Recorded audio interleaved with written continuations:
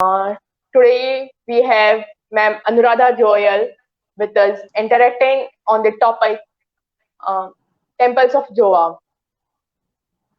Ma'am Anuradha Joyal is a well-known writer, an author, a speaker, and a traveler, and a founder and curator of InDetails.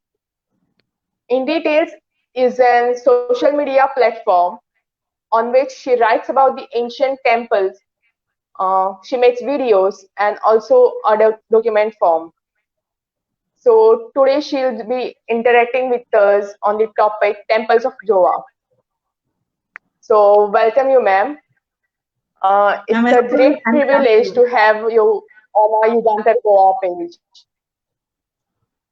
I'm happy to be on a platform that highlights Goa in all its dimensions. Thank you.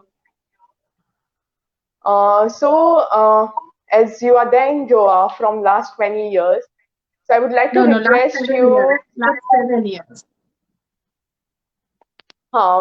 okay. So now we would like to request you to tell us more about the temples of Goa that fascinates you, just in Okay, brief. so yeah. So what happens is that uh, Goa is India's hottest or coolest tourism destination, and tourism is a space in which I work a lot. So when I moved to Goa about 7 years back, I was fascinated that I'm going to stay in India's hottest tourism destination and get to live the life that most people dream of. But as I settled down here and I started walking around Goa, and that's how I discover most cities I live in. I randomly walk around the area and I discover things, and whatever I discover, I share it with my readers, with my blog readers, with social media. And so when I started discovering Goa, I found a very strong layer of temples, ancient temples, which is there across Goa. But a lot of old temples are huddled in the taluka of Ponda in southeast Goa. And also, though my name is Anuradha Goyal, so most people don't think I have a Goa connection, but I am married into a Saraswat family. Our Kul Devtas are in Goa. So I am, they are, so by through marriage, they also become my Kul Devtas. So I'm pretty much rooted in Goa from that perspective. And I also get to see the rituals and everything as Kul Devtas. But more than our own Kul Devtas, I started visiting the temples and I started observing a lot of festivals that are celebrated here across the year. And over a period of time, I found that the temples of Goa are literally the unknown hidden gems of Goa. Very much a part of Goan history, its heritage, its culture, its living culture, more importantly. And that's something that not many people know about. Even I didn't know of it till I moved to Goa. So I started writing about them. I started sharing about whatever I used to discover. And that's when I started getting a lot of response from my readers. They said, "Oh, we did not know of this, you know." Some of the, I mean, everything in Goa is colorful and vibrant. And when I shared some festivals like Tripurari Purnima, which is a midnight boat festival that happens in a river in Sankli, right? So when I shared those pictures, and it coincides with Kartik Purnima, which is celebrated across the country in some form or shape. We all know that Kartik Purnima is celebrated in a big way in Kashi. It's celebrated in big way in Ayodhya, in Pushkar. Down south, almost all important rivers have a festival around that time. But not many people know that Goa has a fascinating midnight boat festival where the Tripurasur Vad is enacted in the middle of a river on a platform, and the palki comes out, and there's a beautiful cultural display in a absolutely peaceful, remote village in a corner of Goa. So when I share those pictures and stories, most people get intrigued about this unknown side of Goa. And because people kept asking and I kept discovering, this journey has gone on, and I hope I will be able to do justice to what I am gathering in Goa about temples. So that's how I discovered temples. But I also look at, since I write a lot about temples around India and around the world, um, I I can speak to you from the perspective of how Goa temples are similar, yet they have a very, very unique identity of themselves. So the deities that we worship in the temples of Goa, they probably remain the same. We have Shiva and Shakti temples, we have Mahalakshmi and Durga temples. But at the same time, if you look at the architecture, you look at the rituals, you look at the practices, the way festivals are celebrated, they're absolutely unique. So it's a great example of unity and diversity. At some level, you are united with the rest of the temples around the country, but at some levels, you are absolutely unique. And that is what is very fascinating about the temples of Goa. Yes. Very few people know that about the temples of Goa. Like Yes. every time when an outsider visits Goa, they are just of that mentality that will visit beaches. And when they really come to Goa and when they see the temples, they will be knowing about it. My biggest So we have return on seen writing about on Goa your is, yeah, my biggest return on writing about Goa is when my readers tell me that this time when I'm planning a trip to Goa, I'm keeping one day for temples. And that's when I think, yeah, I have made a difference to the kind of tourism that Goa is known for. that's really interesting to know about. Yeah. So we have seen on your Instagram post that you are making a series saying that days of temple days. So how did it start? Like, what is the special story behind it? I'm Yes. sure that when we had posted your your poster, many of the people will be having that curiosity to know about it. So would you like to share Yes. about it? Yes. So, so I have been documenting temples for a very long time, and it happened organically, walking around different cities, like I said. Uh, but what I figured out that a lot of people have started writing about temples since then. But most people focus on the big, grand stone temples, which are masterpieces. But most of those masterpieces are actually not practicing temples. They are fascinating. They are our heritage. We all love them. But then there are a lot of temples around us, all around us.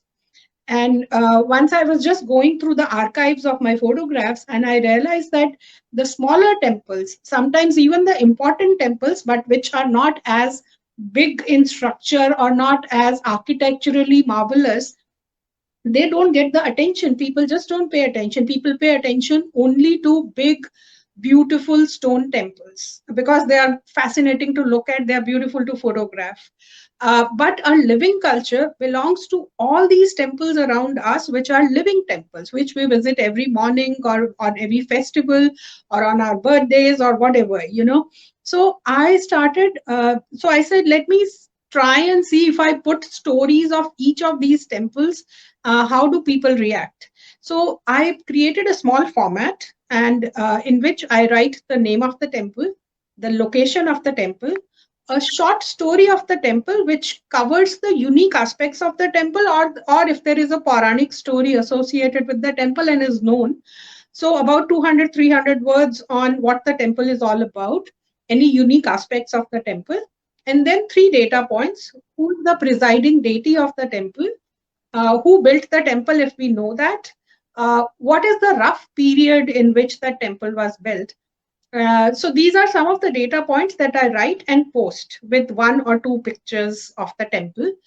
And I have reached about 190 temples from my own collection.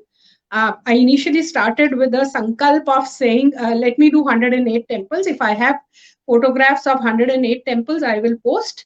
If not, I will travel to 108 temples and post about them. But I, to my pleasant surprise, I discovered that I had far more photographs. And in between, after I completed 108, I opened it up to people to submit temple photographs if they have. I gave them a format. It's available on my blog in details. And it's in the bio of my Insta handle in details as well, uh, where I tell people to give me these details about a temple along with a picture. And some of so many people responded on Twitter saying that they will send a story, but nobody sent a story. But very interestingly, some of the priests from some remote temples, some corners of Rajasthan, some corners of Karnataka, they started sending me some stories. I mean, I haven't received too many, but I have started slowly receiving those stories. And then I thought maybe we can build a database, a visual database of the temples, big and small, ancient and new. So I can tell you, I have temples which are just a stone, which is nothing, which is one small room or just a stone, to the biggest temples that we have, living or non-living. Then I have temples which are absolutely ancient, about which we do not even know how old they are, and temples which are constructed in 21st century.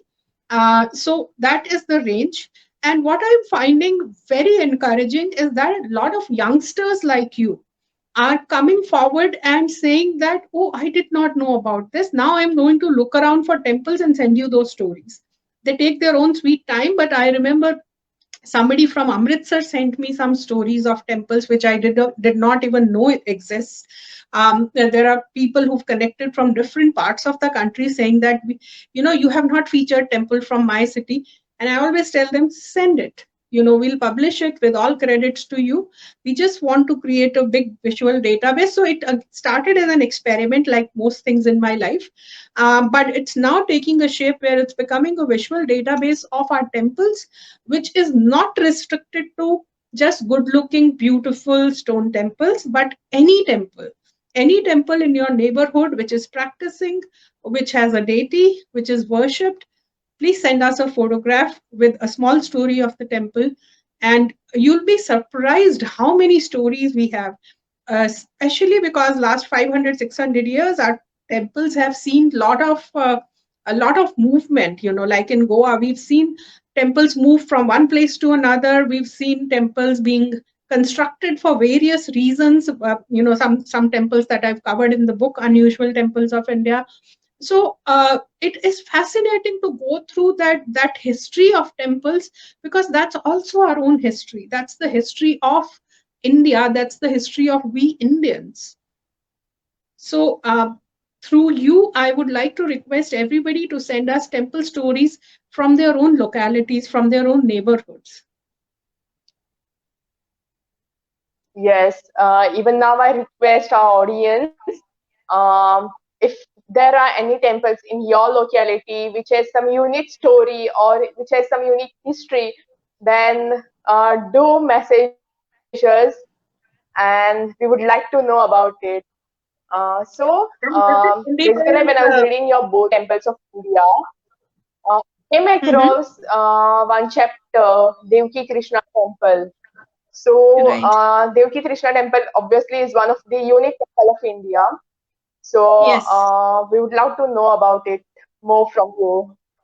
Yes. So, if you look at the temple landscape of Goa, it is full of Shiva and Shakti temples. You have primarily Shiva temples and you have Shakti temples. And they also exist independently. I mean, we typically do not see the Devi murtis in Shiv temples or Shivling in Devi temples like the rest of India. Yeah, that's an aspect that needs to be researched, or if somebody has research, please share the research with me. But one of the unique temples, we rarely find a Vishnu temple in Goa. There are not too many of them. So Devaki Krishna is one of those unique temples where we have a Vishnu avatar as the presiding deity, but at the same time, it's the, to the best of my knowledge, it is the only Devaki Krishna temple. Now, if you remember the Krishna story, Krishna was separated from Devaki as soon as he was born. So his father Vasudev had put him in the basket and taken him across the Yamuna to the village of Gokul and exchanged him with the daughter of Nand and Yashoda there. And he brought back the girl. So Devaki and Krishna were absolutely separated as soon as the Krishna was born, and then they were reunited only when Krishna left Gokul and came back to Mathura, killed Kans, and his parents were released from the prison. So Devaki really did not see Krishna growing up.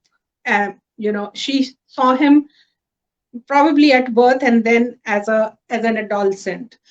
So this temple is very unique because Devaki is holding Krishna in her arms. And the story that I heard is that uh, when Devaki met Krishna, she didn't recognize him because she has not seen him. So Krishna converted himself into an infant and jumped into her arms. And that moment is kind of frozen in this murti of Devaki and Krishna. Now, as a temple, this was originally located in the island of Shorao. And during the and Chorao and Diwar were one of the first islands to be invaded by the Portuguese, where the temples were removed. So this temple moved. I think it initially moved to somewhere in Bicholi, and then it moved to Marshall from there, where it continues to exist. And it has a unique festival called Chikkalkalo. Again, a very, very unique festival where on the Ashad Dwadashi, which roughly falls in July, all the men in the village, right from toddlers to senior citizens, everybody, they play in mud. And it's not just that you jump into the mud and play, it's a complete ritual. For 24 hours before the ritual starts, the are you there? I can't see you. So 24 hours Yes, before I'm there. that, okay. So there is a sankirtan that happens. There is a bhajan kirtan that happens, and after that there are proper rituals that are followed. There is a video that I have published on this. Where they take oil from the lamp which has been burning for last 24 hours. Everybody is given an oil bath, and then they pray, and then they chant Hari Vitthal, Hari Vitthal, Hari Vitthal, Hari Vitthal, and then they come out and then they play. And they don't play any random games. They play these games that Krishna used to play when he was a kid. So they are reenacting the childhood of Krishna. And if I can extrapolate it to say for Devaki to see how Krishna would be playing in the mud as a young child. Then there is Dahi Handi. There are a lot of games. I will not get into the details of what those games are, but a lot of those games are done. Now, what is interesting is that when you go to Braj, the area around Mathura Vrindavan, which is where Krishna spent his childhood days, which is a region which is full of stories of Krishna. Whatever you do there is attributed to Radha and Krishna. Even the greeting there, nobody says hello or namaste or anything. Everything is Radhe Radhe there. There, the important thing that they say is that what is important in Braj is they say Braj ki Raj. Raj means the dust. Okay, the soil, the dust of Braj is important, and the ultimate bhakt, ultimate Vaishnavas, they want to become one with the dust of Braj.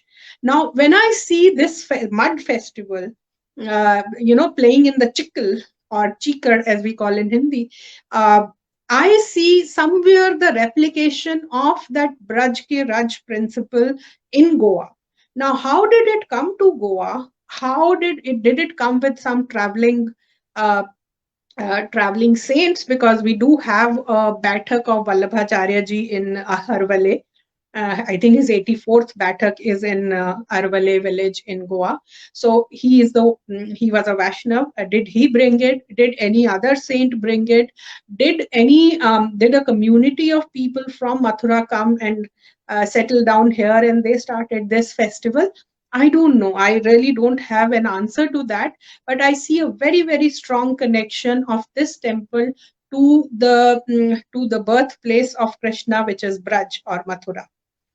So from all these angles, it's very fascinating, and purely from a tourism perspective. Hello. Uh, Hello, can you hear me? Yes, now I can hear you. Okay. So from a tourism perspective, it is one of the most unique festivals I have seen in India. It is a festival where all men play, all the women of the village, they make a lot of good food and distribute. There is absolutely no commerce, at least was not there till the last time I saw it. Um, and it's a very a beautiful community festival, and it is still celebrated the way festivals used to be celebrated in India. So I recommend it to anybody who's here in Goa during July, August time frame to go and see it. Ashad Dwadshi is the day. Yeah, I request our viewers. Yagaantar Goa has already made a video on Chital Chalor. So if anyone is interested to watch it, kindly go on our feed and you'll find it. Yes, and even Ma'am Anuradha Joyal has written it on her Unusual Temple of India. This Devaki Krishna temple has been mentioned over there. So even I request the viewers to go on Amazon, this both Unusual Temples of India and even the Lotus in the Stone. Her recent book is available. Yeah. Chikkal is So mentioned in this book as well. yeah. So I request our viewers kindly go on Amazon and buy it and read it. Yes. So many temples in Goa are situated in the Antruz Mahal, that is today's Ponda. So there is a curiosity that why so many temples are situated in this land. So would you like to highlight something on this? Yeah, I think that is pretty much a well known fact that when the Portuguese came here, they obviously did not want temples and they destroyed a lot of temples. And the deities were protected by the Brahmins or the families who were the Mahajans of these temples, and they were taken into hinterlands where a Hindu king gave them a space to build their temples and carry on with their worship and carry on with their rituals. So that is why all these temples which were spread across Goa are now huddled together in a very small area in Ponda. But let me tell you about the history of temples in Goa.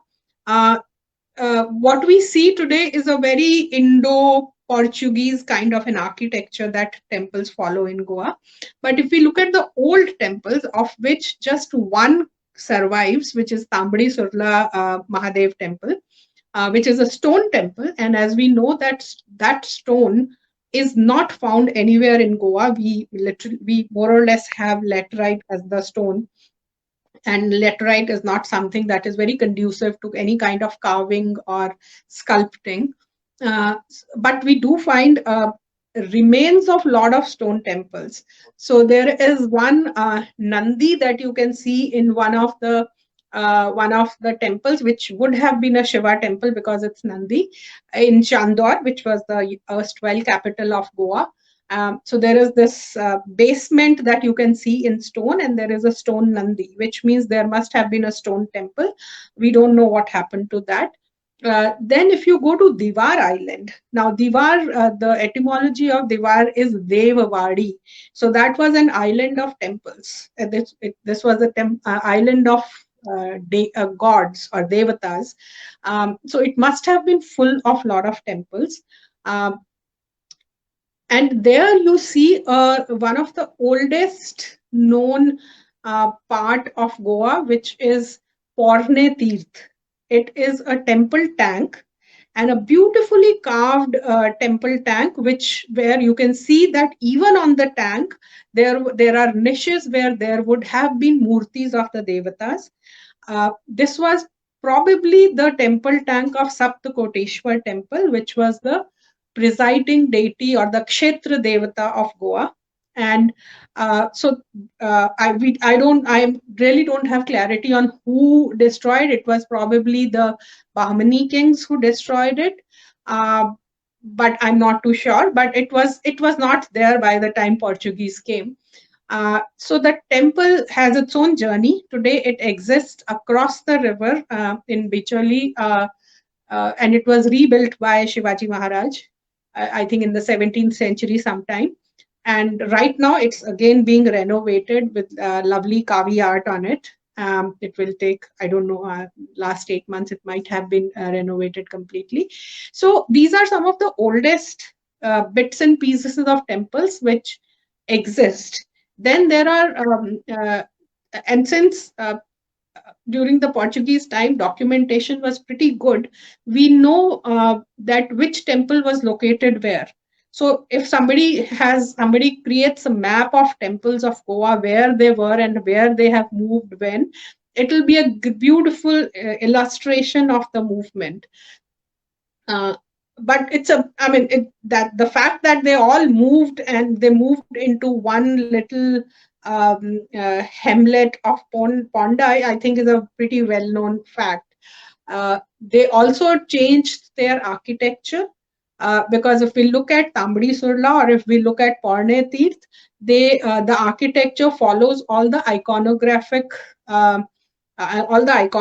and all the temple elements. You see a typical temple architecture as we see in south of India or even north of India. But what we see today in Ponda is not is very very different. It has very strong Portuguese elements. It has some of the Indo-Islamic elements, and it's now evolved into a architectural style of its own. So I don't think I have seen chandeliers in too many temples, but we see them very often in Goan temples. Um, uh, so yeah, Yeah. you Uh, have Even Goa is the land of God, and it land of worships various deities. yes. So, so anything briefing up on the deities of Goa? Yeah, I think I've already covered that. That it's primarily you find Shiva and Shakti temples here, primarily. But there are some unique temples now. Of course, places like Panjim we have prominent Maruti temples also. Then unique deities of Goa would include Vetal temples, Sateri temples, and in Mapsa, if you Yeah. see, you have the seven sisters of Goa, Lairai, and the seven sisters of Goa, the seven Devi temples, and you have a unique deity called Ravelnath. Uh, and another unique feature of Goa is you have a smaller temple within the larger temple dedicated to Mool Purush or the Gram Purush, which is not really, I have not really seen it in big temples elsewhere. So Mool Purush, Gram Purush, Betal, Ravalnath, Satteri, these are some of the unique features of Goa that we don't see as much outside Goa. Okay.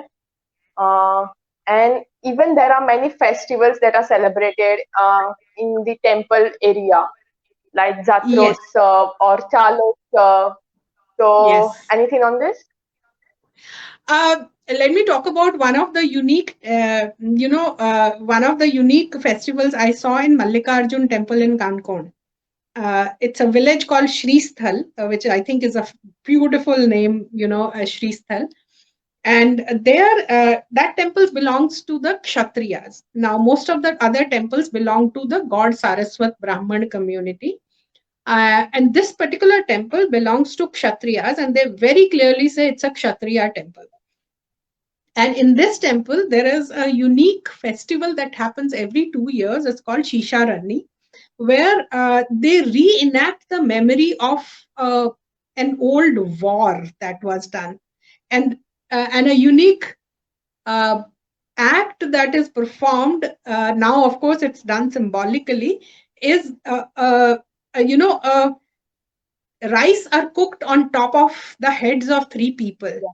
So three people sit with their, lie down with their heads pointed towards each other, and in between a fire is lit and rice are cooked. Now, of course, it's all done symbolically, and and there is a whole ritual around it. It's a huge ritual, and I mean, I've spent a day attending this ritual. But Mallikarjun Temple is also very interesting from the art perspective of Goa. It has beautiful stone carved figures.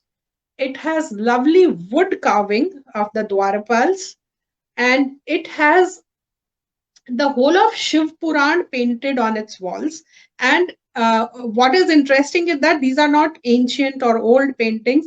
The Shiv Puran has been painted very, very recently, very, very recently. And it's fascinating. You walk from one part of the temple. You walk in a clockwise manner, and you start. You're literally walking with Shiv Puran and its stories.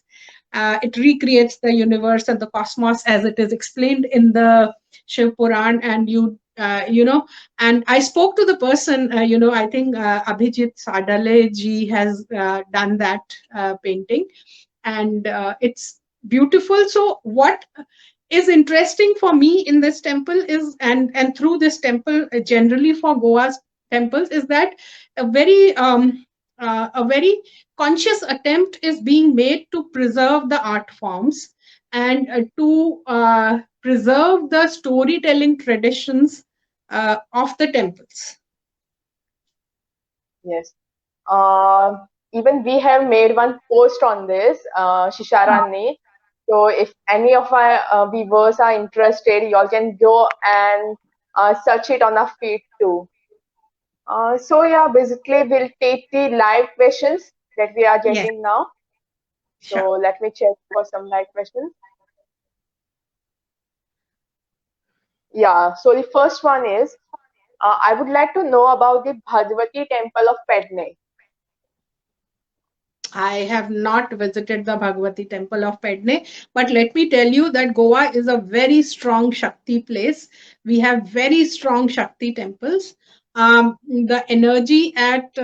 find the energy at Kamakshi temple in Shiroda very, very powerful. Mahalakshmi temple in Bandora, which is one of the few temples which is in situ, as in which has not relocated during all these times. It is where it was originally. That temple has very, very strong energy. But this Pedne temple I have not visited, so I will not be able to comment on that. Okay. So the next question is, some Devata's temple are found in the state of Goa, but the native people are shifted to some other parts of India. Your views about their claim on temple or deity? Okay, so I know that the whole of GSP community comes to Goa for all their Kuladevta related work, be it weddings or deaths in the family or any sanskar as we call it. They come to it, and so the Kuladevta does not move. If even if you move out of the region of Kuladevta, you keep coming back to your Kuladevta. I don't see a reason why. I mean, I don't like the word claim, but I think one, temples belong to everybody. Anybody who has faith in temples should be able to visit temples. But at the same time, the community temples actually belong to those families. So Kul Devatas actually belong to those kuls. Kul would literally translate to families. Uh, whose kul devata they are. So I think they have all the right to come and worship them.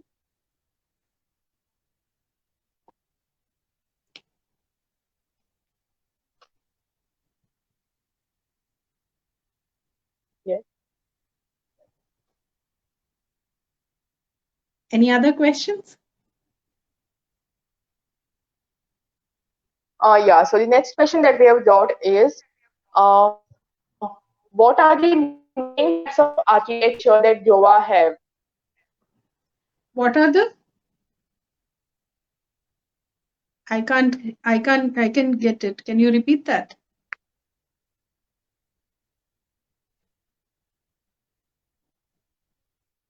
Can you repeat that? Hello. And can you also give the name of the person who's asking the question?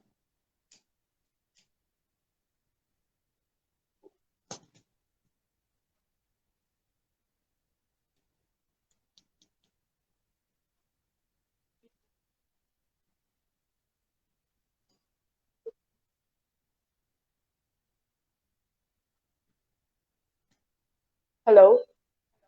Yes.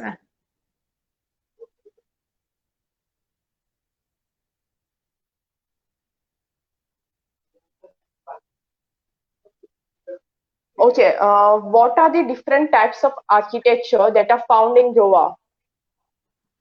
Okay, I have already covered Architecture it. of That temples. Yeah, so the ancient temples were obviously stone temples, and they followed the prescribed norms of how a temple should be.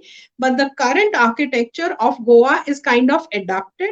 So it has elements of temple design. So it has a garbhagriha, it has a mandap. Sometimes an ardha mandap. It has a deepasthamb. Deepastambs here are very unique, especially if you look at Mahalakshmi temple in Panji. It has a very, very unique Deepstamb, and the rest of the Deepstambs are very unique. Deepstambs are typically found in Maharashtra and Goa, primarily in this belt. But Maharashtrian and Goan Deepstambs are very, very different. Then you have, so the Goan temples as they exist today are also the uh, center for all the activity. So in 300, 400 years ago, when they moved to hinterlands, uh, the people, the followers of these temples would have to do all their rituals within the four walls of the temple. So, be it weddings or any sanskars that you want to do, they had to do within the four walls of the temples, and that has become a tradition over time to do things in the temple. So, these temples are typically attached with the facilities to for the people to come and stay there, literally live there and do their sanskars, weddings, or their annual pujas, or for any special pujas they want to do for any events in their life. So that is something which is unique architecturally. They're very colorful temples, just like the homes of Goa, very, very colorful. I don't know if it was a requirement in the days when the temple were built, because white color was reserved for churches. So temples were supposed to be bright colored, but they're very, very bright colored. They don't really have any gopurams. Temple tanks are another unique feature. I think Goa is unique in the sense that each of the temple has a temple tank, and it's usually well maintained temple tank. And the temple tank of I think Nageshi temple is very beautiful. Kamakshi temple is very, very beautiful. At the Arjun temple in Kankon, though the temple is new and it follows the norms of current day architecture, if you go about 100 meters towards inside of the temple, you will see the old step well, which is made in stone, which not many people go to. Uh, uh, but it is still used, I believe, to fetch water for the rituals or something. It's a very old stone step well. So these are some of the architectural elements of temples of Goa. Yeah. So the last question is elaborate more on Lord Ravelnath. So Ravelnath is so as far as I know, I haven't found a lot of people. The typical art historians would try to tell me that this is a folk deity, a local folk deity, which is now present in almost all temples. But my gut feel, and whatever Puranas I have read, tells me that it may have a connection with Krishna and Balaram, because somewhere in the Bhagavad it comes that they did have a battle on the Gomantak Parvat. So it may have something to do with them, but I'm yet to find out a substantiated answer to it. But Okay. all the historians in Goa will tell you it's a folk deity which has been absorbed into the Vedic uh, deities and so-called Sanskritization, which is not a theory that I believe in. So it's a deity unique to Goa. We don't find too many Ravelnath references outside Goa. But having said that, it doesn't really mean that the deity is unique to Goa. And I'll give you an example. For example, for Krishna, we all know the Krishna story very, very well. And if you go to Gujarat, especially in Saurashtra, he is known as Ranchod Rai, which means somebody who has run away from the battle. Run means battle, chod means you have left it. Ranchod Rai is how he is called in Gujarat. He is the same person, the same deity, but because of an attribute which took him to Gujarat, he is known as Ranchod Rai in Gujarat. Uh, Nowhere else in India he's known by that name. So so for example, Sri Ram is, and I've covered this part in this book a lot. Uh, how deities change their name when they go based on what they do there. So I believe Ravelnath also has a story like that, but it needs a little bit more research before I can say it with authority. Yes.